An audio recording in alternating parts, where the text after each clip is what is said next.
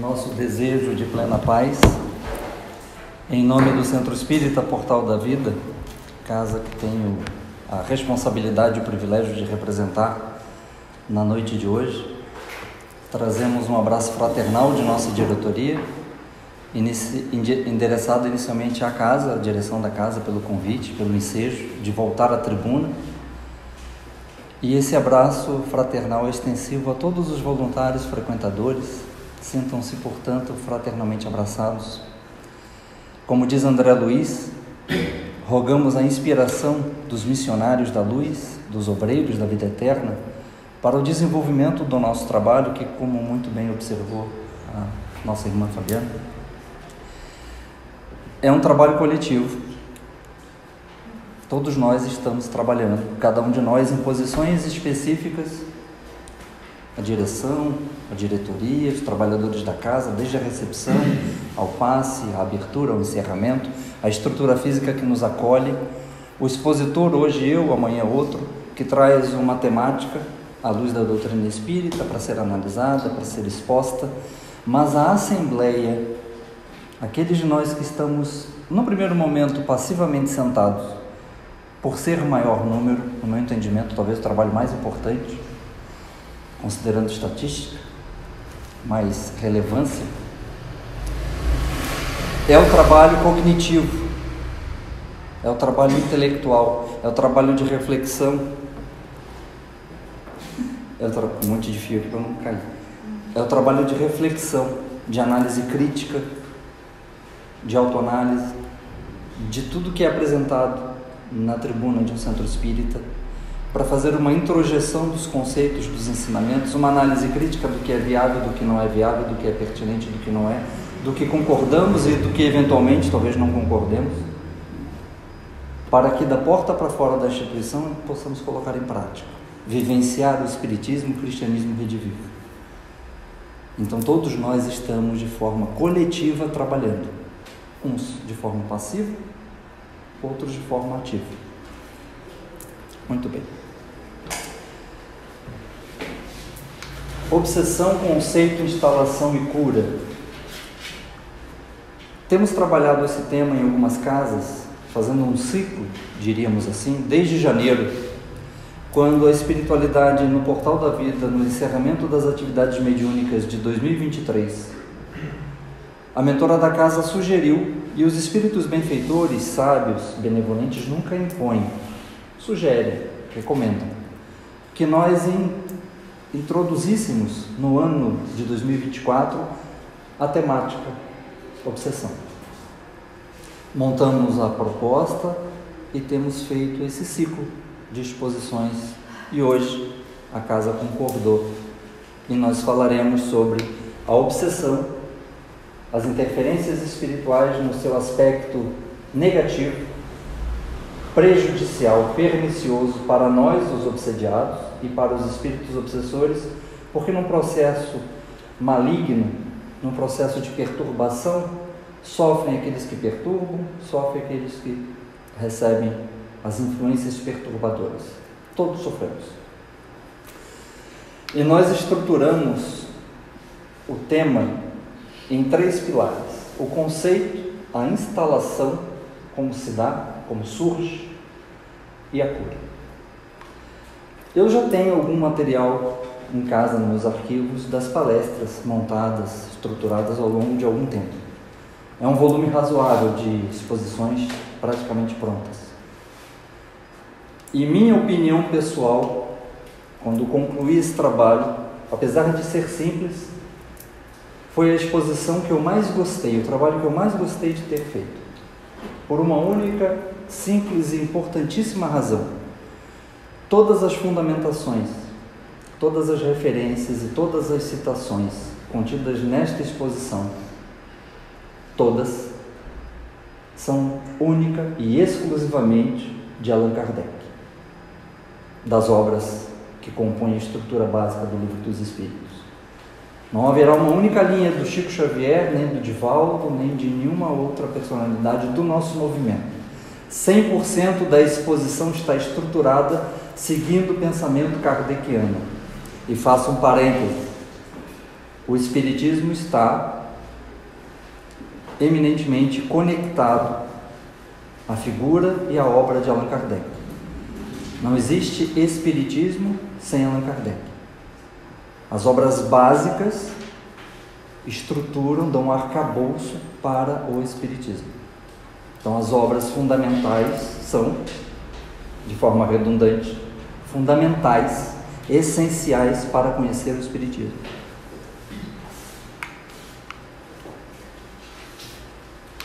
Não dá para ver muito bem, mas todos os slides têm meu telefone aqui. Se alguém quiser, tiver interesse em receber o material, fique à vontade. Se não, podem pedir para casa, eles têm meu contato e eu disponibilizo o conteúdo. E, na verdade, essa aqui é uma segunda exposição. Eu chamei o arquivo de Obsessão Sintético, que é para poder encaixar em 35, 40 minutos, porque eu tinha um mais amplo, mais robusto, mais volumoso e ainda assim todo ele pautado, referenciado em Allan Kardec. Mas por questões de tempo, nós entendemos que seria interessante reduzir um pouco, suprimir alguns slides para que a gente consiga fazer o trabalho dentro do tempo previsto de 35, 40 minutos. Muito bem. Antes de falar sobre o processo obsessivo propriamente dito, nós precisamos partir do ponto de início, como diz Allan Kardec. Antes de falar sobre espiritismo com alguém, como diz o próprio, antes de converter alguém em espírita, fazei-o antes de tudo espiritualista. Porque nós temos dois paradigmas quando nós olhamos os assuntos voltados à espiritualidade, à religião. Basicamente o paradigma materialista e o paradigma espiritualista. De forma resumida, o paradigma materialista afirma que nós somos somente o organismo físico, biológico. Quando nós morremos, e a morte é um fenômeno biológico que nos acometerá a todos, tudo cessa. Consciência, espírito, alma, nada existe. Apenas o nosso organismo biológico material.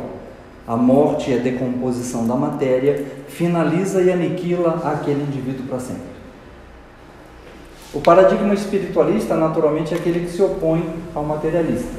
Espiritualista é todo aquele que acredita que existe alguma coisa em si além da matéria física, biológica e fisiológica, que sobrevive à morte do corpo.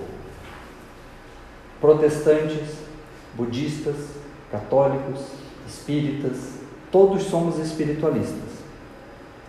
Existem as diferenças teológicas.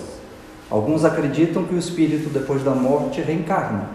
Alguns acreditam que ele vai para o Hades, que ele vai para o inferno, que ele vai para o purgatório. Outros acreditam que ele fica adormecido, aguardando a vinda do Cristo para separar o joio do trigo no juízo final. As crenças são diversas, mas somos unânimes no pensamento e no entendimento de que existe a espiritualidade fora do nosso corpo físico.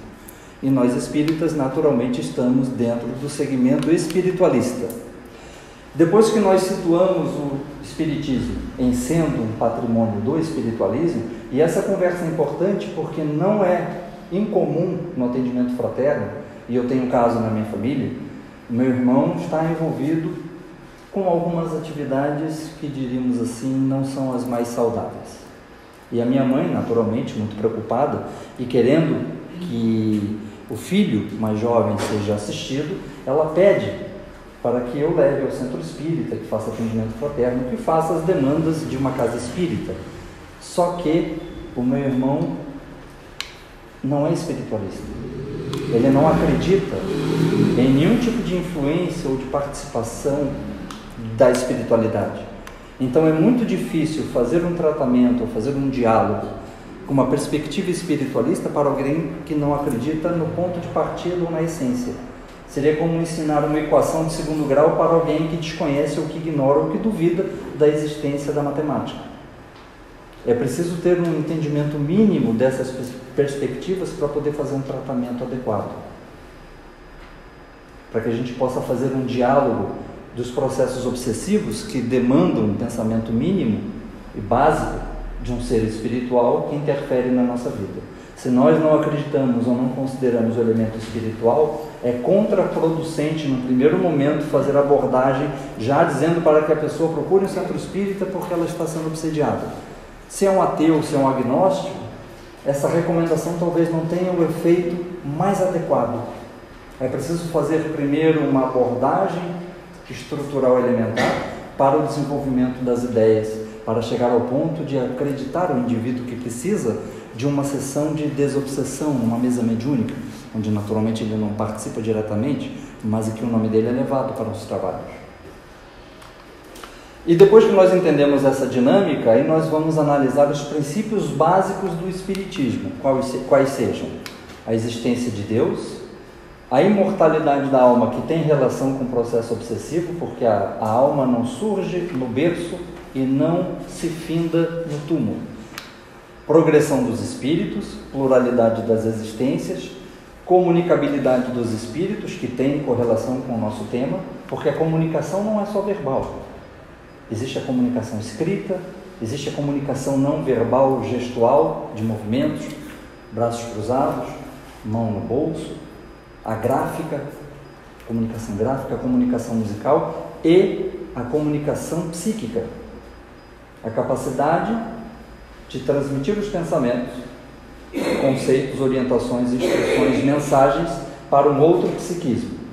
Quando Emmanuel se aproximava do Chico Xavier e projetava no seu psiquismo as mensagens, os cenários para que ele transcrevesse, é um processo de comunicação não verbal, é uma comunicação psíquica, mediúnica.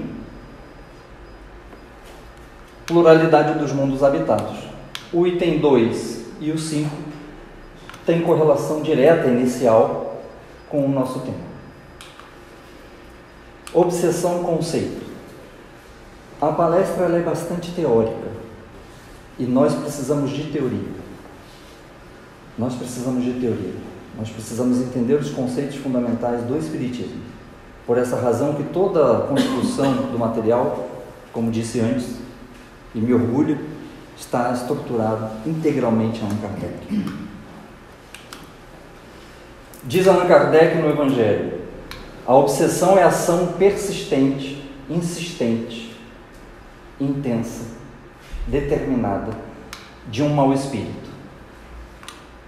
Todas as citações têm o livro, o capítulo, de onde nós buscamos as referências. Caso alguém peça material, vai poder situar na obra.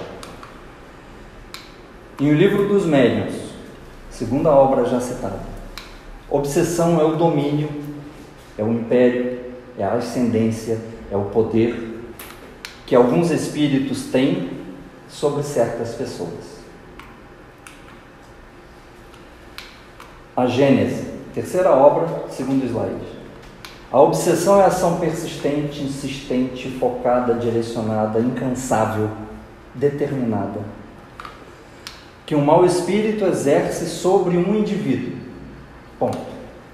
Apresenta caracteres muito diferentes, desde a simples influência moral, sem sinais exteriores visíveis, até a perturbação completa do organismo e das faculdades mentais.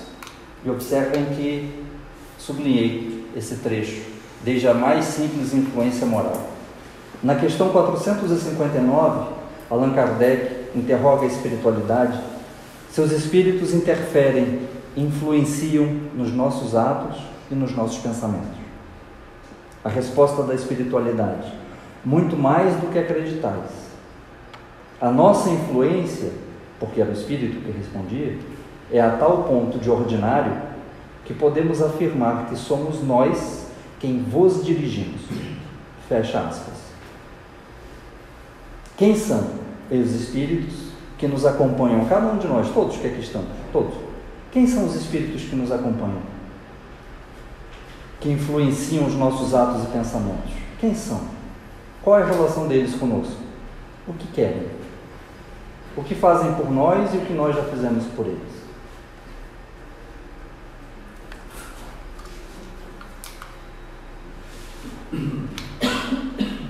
Sem sinais exteriores visíveis. Quando nós não percebemos um perigo, nós nos tornamos suscetíveis. Exemplo: se nós estivermos andando numa rua deserta à noite, 11 horas da noite, perto da nossa casa que seja, e a 300 metros da nossa casa a gente observa dois masculinos em atitude suspeita. Estão juntos e quando veem que a gente está chegando perto, se afastam e ficam em posições suspeitas. O que é que a gente faz? Talvez a gente dê a volta, talvez a gente ligue para alguém em casa, talvez a gente entre em guarda, quem tem posição de passar e ver o que vai acontecer, coloca o celular no bolso. Possivelmente, diante de uma ameaça, de uma situação ameaçadora, possivelmente nós vamos criar estratégias de autodefesa. Vou dar a volta no quarteirão, vou ligar para casa, pedir para o meu pai, para o meu irmão, alguém aparecer ali, fazer barulho, esperar alguém passar para ir junto. Mas e se a gente não vê? E a gente vai caminhando com o celular na mão, hipnotizados, robotizados pelo Instagram, pelo Facebook, e de repente surgem dois masculinos e perdeu. Não vi, não me atentei, não me protegi. Orai e vigiai para não cairdes em tentações. E se a espiritualidade está conosco, não oramos, não vigiamos, não cuidamos dos pensamentos, as nossas atitudes talvez não sejam tão saudáveis, tão espiritualizadas quanto deveriam, e uma entidade espiritual esteja comigo na intenção de criar um processo obsessivo, ele projeta no meu pensamento ideias, atitudes, talvez infelizes, e que se eu não estiver vigilante, talvez eu me veja fazendo, talvez esteja sendo dominado de forma insistente, como disse no Kardec. Por essa razão, estar em guarda, para que a gente se observe, talvez num ímpeto, inflamados pela raiva, pela ira, pela mágoa, pelo ressentimento, a gente faça, fale, escreva, publique alguma coisa que talvez a gente mais tarde se arrependa.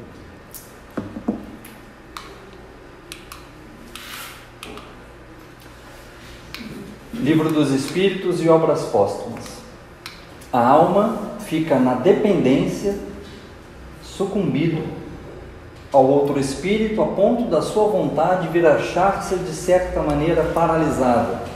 E quanto mais duradouro um processo obsessivo, mais paralisado nós estaremos. Quanto mais domínio o espírito tem sobre as nossas atitudes, escolhas, ações, mais difícil será o processo de desconectar dessa relação tóxica, como acontece nas relações sociais. É o domínio que os maus espíritos assumem sobre certas pessoas com o objetivo de as escravizar e submeter à vontade deles. De forma resumida, entendo que a gente já conceitua a obsessão de forma linear, conforme Allan Kardec propõe. É um espírito mau, ignorante, inferior, sofredor, que busca de forma obstinada, determinada, a dominar um outro indivíduo. E aqui a gente faz um parêntese. As influências espirituais, elas podem ser diversas. Positivas, como nós dissemos há pouco sobre Emmanuel e Chico, sobre Divaldo, Joana, Camilo, Espírito, Raul Teixeira. Essas são relações saudáveis, edificantes e construtivas. Mas os processos obsessivos demandam daquelas relações tóxicas entre os espíritos e os encarnados, como nós aqui estamos. E quando nós estudamos o livro dos médiuns, Allan Kardec coloca, existem diversos tipos de obsessões. Existe a obsessão de um espírito para um encarnado, que é o objeto do nosso estudo. Existem as obsessões de um encarnado para um espírito. Existem as obsessões de uma pessoa para outra pessoa. Existem processos obsessivos de um espírito para outro espírito. Então existem diversas nuances. Nós estamos tomando o caso específico, e aí a gente limita o nosso estudo, a nossa pesquisa, de um espírito para um encarnado. Mais tarde podemos fazer um outro trabalho falando sobre um processo de obsessão de uma pessoa viva, encarnada, com alguém que já morreu. Alguém que não aceita a morte de um parente, que fica sistematicamente chamando pelo ente querido, pedindo ajuda, lamentando, de tal forma que prejudica a desconexão, o reenquadro do espírito na nova dimensão, que é um processo obsessivo, uma ideia sistemática. Então, só para a gente alinhar o objeto do nosso trabalho, estamos focados nessa relação espíritos encarnados. Vamos ver a instalação. Diz Allan Kardec, em A Gênese, que ocupam em torno da Terra os maus espíritos, em razão da consequência da inferioridade moral dos seus habitantes. A ação má desses espíritos é uma parte integrante dos flagelos a que a humanidade enfrenta neste mundo.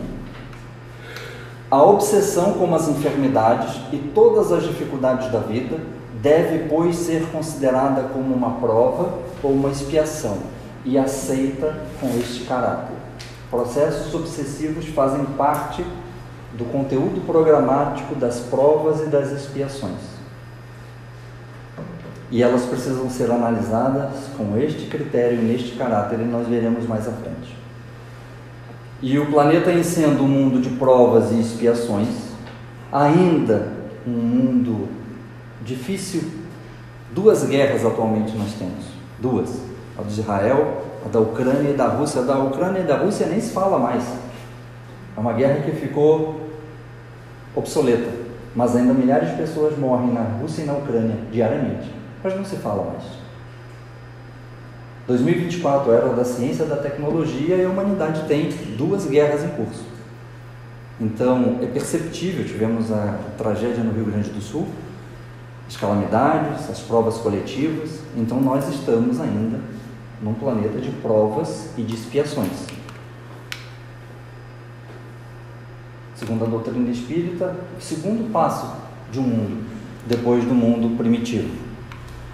Depois nós vamos progredir, mundo de regeneração, mundos ditosos ou felizes e celestes ou divinos, mas nós estamos aqui. Então é natural que a espiritualidade que está desencarnada seja muito semelhante à espiritualidade que está encarnada.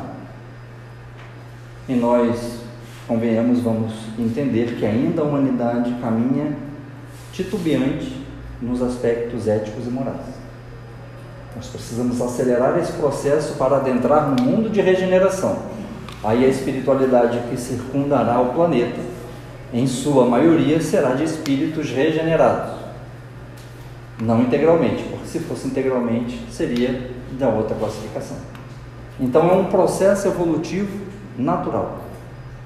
E o olhar deve ser nesta perspectiva. Um processo obsessivo muitas vezes é uma prova ou uma expiação. Muitas vezes funcionam como ambas. E Allan Kardec diz que a gênese obsessiva, ou seja, um processo obsessivo, surge de forma sintética por vingança, quando a relação é pessoal entre o espírito obsessor e o encarnado obsediado. Caráter e tendências. Poderíamos colocar caráter e tendências dentro do mesmo tópico, mas Allan Kardec separa. Então nós entendemos que se Allan Kardec separou, nós vamos separar também. Vingança. O que diz Allan Kardec no Livro dos Médiuns? As causas da obsessão variam segundo o caráter do espírito, porque todo espírito foi um ente, uma pessoa, um ser encarnado, que tinha sua personalidade, seus valores, seu caráter, suas crenças, descrenças. É às vezes uma vingança que ele exerce sobre o indivíduo do qual teve do que se queixar durante a sua vida, nesta ou numa outra existência. Quem de nós na idade média, na idade madura, não tem, tomara que ninguém, não tem as suas mágoas, as suas dores, os seus traumas do passado? Quem de nós, talvez lembrando da infância, das relações iniciais da nossa família, do trabalho, quem de nós talvez não tem alguém que quando a gente lembra a gente sente uma sensação ruim, uma angústia? Quem de nós? E nós em algum momento também seremos chamados à grande viagem e vamos por nossa vez também desencarnar. E talvez no mundo espiritual a gente se lembre daquele infeliz que me fez sofrer, que me enganou, que me traiu. Tínhamos uma família constituída, se envolveu com outra pessoa, acabou com a minha vida, meus filhos, enfim. Cada um de nós tem um drama. Eu que passei minha vida inteira, até meus 14 anos, numa casa de acolhimento infantil, porque fui abandonado por mãe, por pai, estou dando exemplos. E agora eu vou atrás daquela desgraçada que me abandonou. E agora ela vai me pagar. E nós hoje, na condição de espíritas dentro de um salão, amanhã ou depois, se não resolvermos ou ressignificarmos essas mágoas, angústias, dores e ódio, nós vamos ser conectados a essas entidades, a essas pessoas, e talvez estejamos vivenciando processos obsessivos, nós nas qualidades de obsessores. Ou nós, no outro papel, de termos magoado alguém, de termos ferido alguém, machucado alguém. E talvez esse alguém não esteja mais entre nós, tenha desencarnado lá na nossa adolescência. E talvez essa pessoa que desencarnou com mágoa, com raiva da gente, ainda não tenha perdoado, ainda não tenha entendido ou ressignificado e agora esteja nos acompanhando. Então os processos obsessivos muitas vezes surgem das mágoas, do rancor, do ódio.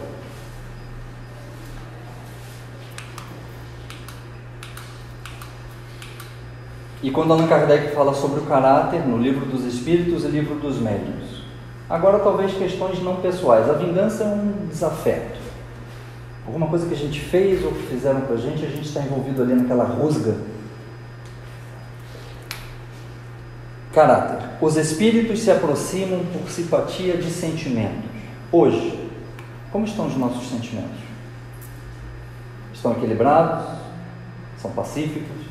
Estão perturbados, estão agitados, estão desequilibrados? Os espíritos que estejam em simpatia com os nossos sentimentos, com o nosso caráter, vão se aproximar de nós. As imperfeições morais, e quem de nós não tem imperfeição moral? Quem de nós não tem? Somos criaturas falíveis, perfectíveis, mas ainda falíveis. As imperfeições morais dão oportunidade à ação dos espíritos obsessores. Quem nós somos na intimidade do nosso ser, só nós sabemos de verdade. Por mais que a gente esteja casado, more anos com alguém, quem nós somos em essência, só nós sabemos. Por mais que a gente tenha facilidade oratória de exposição e a gente fale com muita frequência o que a gente sente, o que a gente pensa, integralmente, só nós nos conhecemos.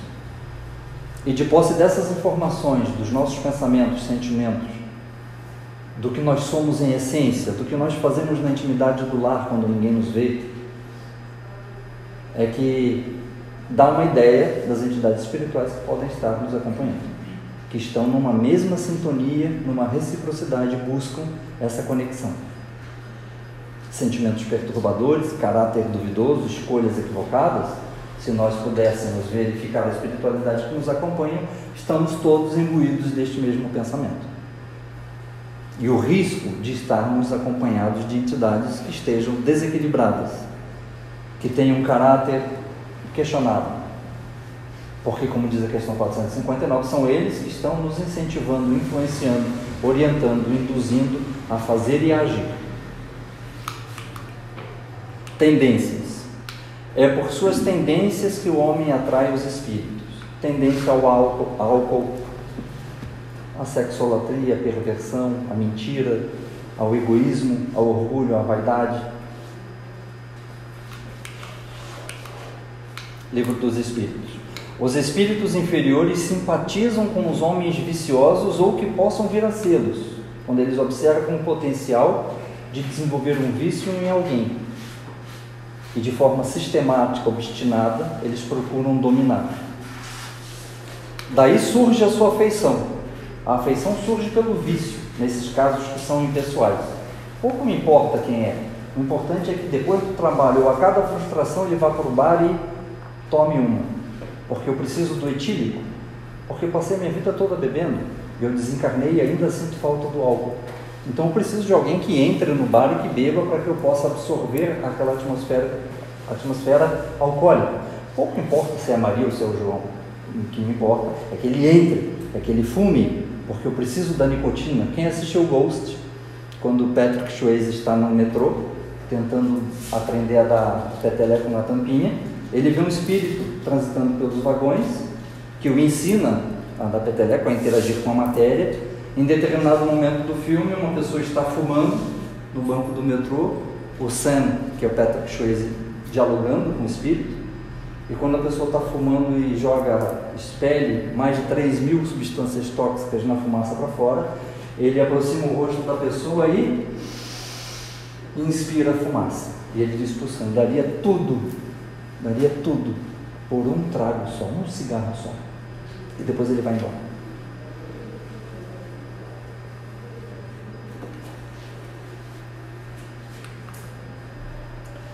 Entendemos minimamente o conceito e a instalação.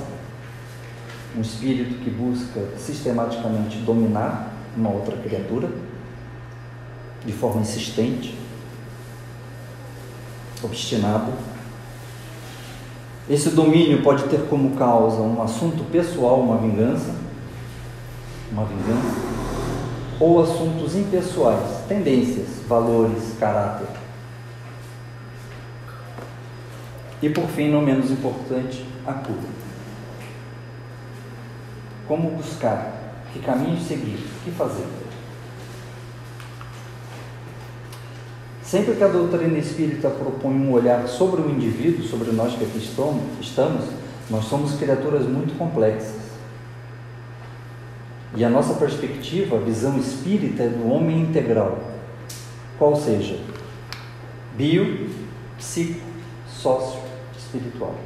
Todos nós temos um corpo somático, biológico, fisiológico, sujeito a mudanças, a doenças, reféns do nosso DNA, que determina a nossa hereditariedade, como nós vamos ser, altura, peso, doenças, cor do cabelo, dos olhos.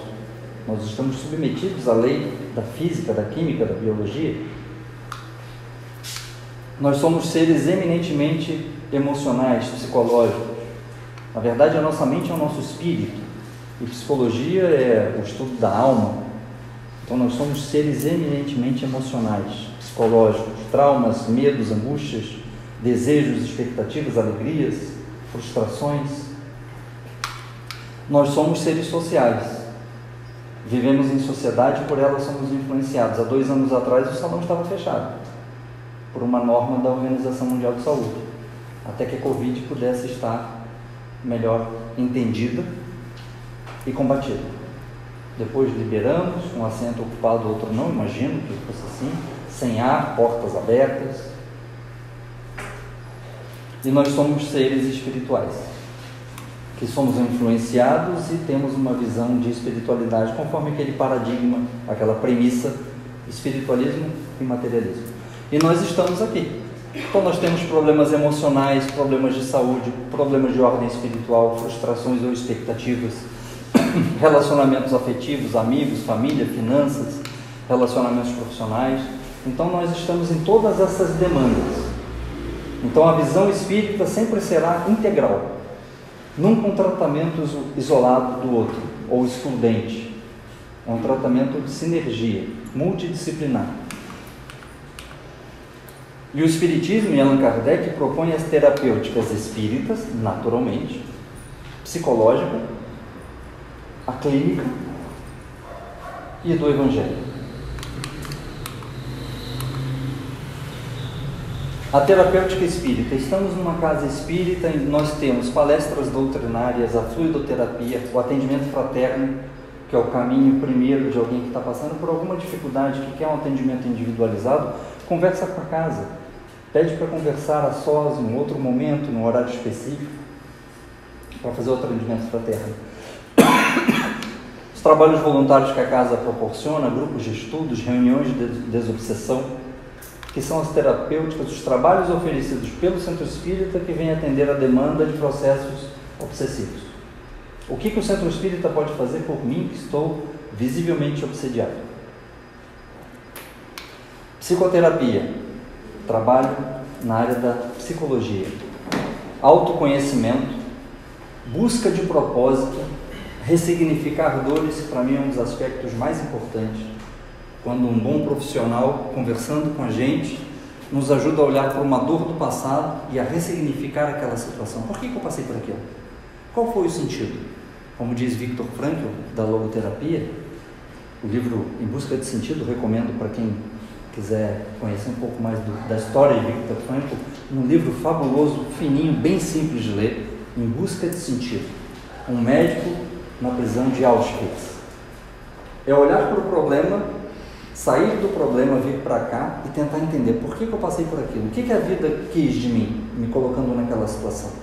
Por que eu passei 12 anos da minha infância e início da adolescência acolhido numa instituição de longa permanência, de acolhimento de menores? Por quê? Porque se eu não ressignificar essa dor, eu vou carregar essa frustração, essa dor, esse trauma, e mais tarde na fase adulta, eu vou ser uma criatura transtornada, doente lá do meu passado que não foi curado. Porque não tem como esquecer, porque é um fenômeno da nossa memória. Eu preciso ressignificar. E a doutrina espírita propõe essa ressignificação com um olhar de reencarnação. Lembram dos princípios básicos do Espiritismo? Hoje eu estou na condição de acolhido numa casa. Mas o que eu fiz numa outra existência? Que pai ou mãe fui? Quais foram as minhas responsabilidades? Cumpri com zelo? Negligenciei? Fiz algo que não deveria? Agora, por um princípio de justiça, de lei de ação e de reação, eu passo por um tormento, por uma dor, por um sofrimento que eu próprio, ontem, posso ter iniciado. E eu acho isso tão importante que Allan Kardec, além das obras básicas, Allan Kardec sempre, além das obras básicas do Pentateuco kardeciano, ele publicou durante 12 anos essa obra, Revista Espírita, Jornal de Estudos Psicológicos. Porque psicologia é o estudo da alma humana, então o espiritismo, como estudo da alma e o espírito, tem uma conexão direta e indireta com a questão psicológica, que é a nossa mente e o nosso espírito. A terapêutica médica, vejam a vanguarda do espiritismo, que no século XIX, em 1864, Allan Kardec já escreveu isso aqui no livro O Evangelho. É o último parágrafo da última página, no final do livro. Quem pegar o Evangelho e começar a ler de trás para frente é o primeiro parágrafo que vai ler. A vanguarda do Espiritismo. A obsessão muito prolongada pode ocasionar desordens patológicas, o que significa dizer doenças. E reclama, ou seja, exige por vezes tratamento simultâneo ou consecutivo, um ao lado do outro, ou primeiro um e depois o outro, a depender de cada caso. Quer magnético, fluidoterapia, magnetismo, quer médico. Para restabelecer a saúde do organismo, Evangelho, capítulo 28, item 84. É lá no final, vai direto lá para o último parágrafo, é esse. Há 5 anos atrás, aqui no Centro-Sul, bem pertinho de nós tivemos um congresso internacional de psiquiatria e espiritualidade e saúde mental. Na época eu trabalhava no hotel e nós hospedamos uma série de médicos e pesquisadores do mundo inteiro, professores de Harvard, de Oxford, que estavam aqui para discutir saúde mental, psiquiatria, neurociências e espiritualidade. E Allan Kardec já posiciona o espiritismo no século XIX, onde a psiquiatria sequer existia, de que um processo obsessivo muito prolongado desestrutura, desmantela o cérebro, afeta, porque é um psiquismo intensamente conectado ali, desestruturando toda a nossa fisiologia e leva, se muito prolongado, a distúrbios patológicos.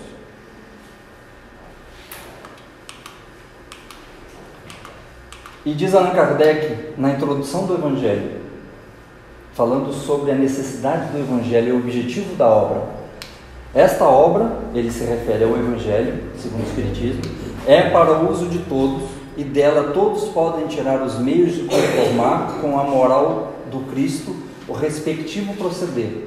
Então, aqueles de nós que desejamos adequar o nosso proceder com o do Cristo, seguindo as suas orientações de excelência, o seu roteiro de vida, vamos seguir o Evangelho. Aos espíritas, aí ele situa, como educador que era, Allan Kardec situa, aos espíritas, oferece aplicações que lhes concernem de modo especial. Nesta obra temos um código de moral universal. E Allan Kardec, na questão 469, pergunta aos espíritos sobre os processos obsessivos, se é possível que nós, que passamos por esse tormento, por essa prova, por essa expiação, se a gente pode fazer alguma coisa para resolver, eliminar, mitigar o problema. Nós, obsediados, podemos fazer alguma coisa para romper com este laço de perturbação espiritual? E os espíritos dizem que sim. Como? Praticando o bem, ateu, agnóstico, espírita, cristão, muçulmano, praticar o bem, fazer o bem. E pondo em Deus toda a vossa confiança, afastareis a influência dos espíritos inferiores e eliminareis o império, o domínio que desejam ter sobre vós. Praticar o bem. Mas se nós fôssemos perguntar para cada um de nós o que é fazer o bem e fôssemos fazer uma lista, talvez essa lista tivesse 40 linhas e todas elas estivessem certas. Fazer um pix para casa, comprar uma cesta básica, fraldas, tecido para confecção de enxovais, é fazer o bem? É. Mas, do ponto de vista complexo, de plenitudes, que bem os espíritos referenciam como sendo um processo de libertação de processos obsessivos, porque talvez existam gradações e níveis de fazer bem, uns mais difíceis, mais complexos, outros mais fáceis e talvez mais simples, mais práticos e funcionais.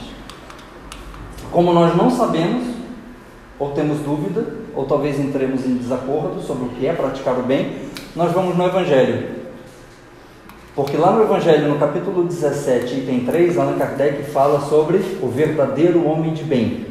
Porque no Livro dos Espíritos eles disseram que a prática do bem é o caminho de autoiluminação, é o caminho da felicidade. E para não deixar erro o que é bem e o que não é, já que é uma questão de semântica, cada um pode ter um entendimento, Allan Kardec, como professor e pedagogo e cientista, alinha o pensamento. A prática do bem é aquele que cumpre, o verdadeiro homem de bem, que é o que faz o bem, é aquele que cumpre a lei de justiça, amor e caridade na sua maior pureza e mais ampla fonte possível. E aí na questão 886, Allan Kardec ainda desdobra a caridade como sendo benevolência, indulgência e perdão. Vejam a proposta doutrinária estrutural do Espiritismo. Para ser feliz, para nos livrarmos dos processos obsessivos, nós precisamos praticar o bem.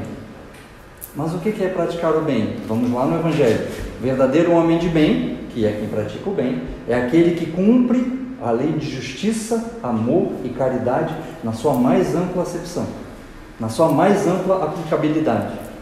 E como tem uma palavra ali chamada caridade, que também dá entendimentos dúbios, posso ter caridade moral e caridade material, financeira, Allan Kardec diz que fora da caridade não há salvação e por caridade se entende, conforme o Cristo, benevolência, indulgência e perdão.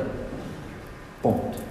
Essa é a proposta do Espiritismo para o processo de cura de quaisquer problemáticas nossas. Hoje o foco do estudo é o processo obsessivo. Praticar o bem, convencer os espíritos obsessores que nós somos bons, criamos uma barreira espiritual. Quem assistiu o filme de Divaldo Franco, há uma representação belíssima de um espírito que fica por décadas o acompanhando e resolve se afastar, ainda não necessariamente perdoado, mas tentando, no processo de ressignificar aquela relação doentia, ele vai percebendo a conduta, a postura, a integridade, o esforço, porque nem sempre nós vamos acertar. Talvez, a maioria das vezes, a gente não acerte ainda, mas o esforço, a determinação e o empenho é que faz parte do nosso processo de proteção espiritual. E como diz Emmanuel, numa mensagem chamada Teu Livro, a existência na Terra é um livro que nós estamos escrevendo. Cada dia uma página, cada hora uma afirmação da nossa personalidade, através das pessoas e das situações que nos buscam. Não devemos desprezar a oportunidade de criar uma história de amor em torno do nosso nome. As boas obras são frases de luz que nós endereçamos à humanidade inteira. Vive, pois, com Cristo na intimidade do nosso coração, dos nossos pensamentos, que a gente não se afaste dele nas nossas ações de cada dia e o livro da nossa vida transformar-se-á num poema de felicidade e num tesouro de bênçãos. Muita paz.